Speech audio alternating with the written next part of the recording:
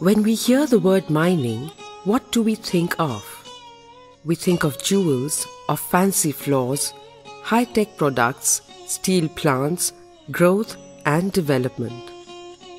What we don't think of is poverty, deprivation, and human rights abuses.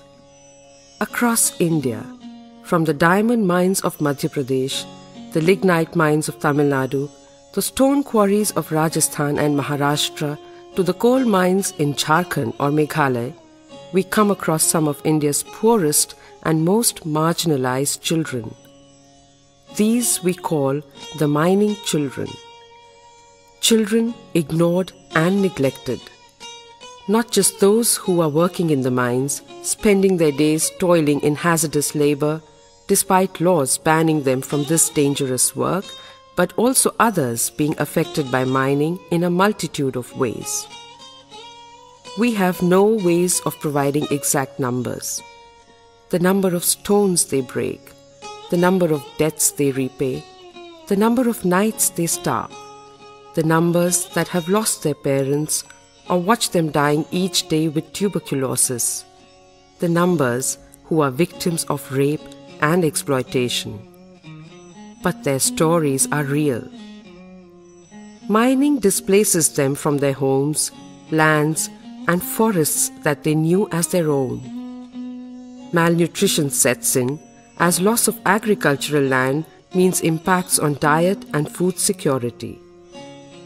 Living in makeshift housing close to or even on the mine sites, with no access to water or sanitation, their health worsens as they suffer from respiratory and other illnesses. Impact of radiation in uranium mining is by now well documented. Malaria levels are high in mining areas across the country, with stagnant water providing the perfect breeding ground for mosquitoes.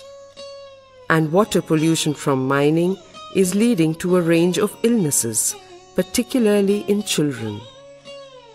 Being children of miners is not easy, as their parents succumb to TB, silicosis, and mining accidents from their years of toiling in dusty mines. Children are forced to drop out of school and follow their parents into this work.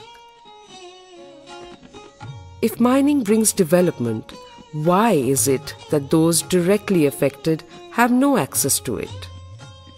Leaky roofs, schools without teachers. After 5 years at school, many children remain illiterate, while their counterparts in the mining colonies for the officials march ahead. Scheduled areas are being thrown open to multinationals for private mining, violating the Constitution of India. Communities are thus being deprived of their livelihood, forced to migrate, and lead unprotected and insecure existence. The paradox lies in the fact that neither the mining industry nor the mining administration is legally responsible for protection of their rights. The Mines Ministry's fundamental job is to mine.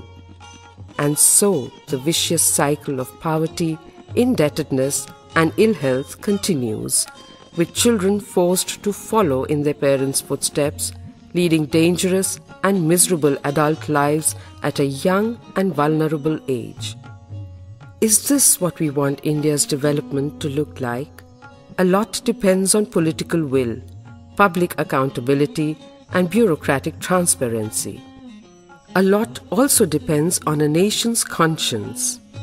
Let us not forget, whilst we enjoy the benefits, the fancy floors, the pretty jewelry, unlimited power supplies, these mining communities and their children are paying a hefty price.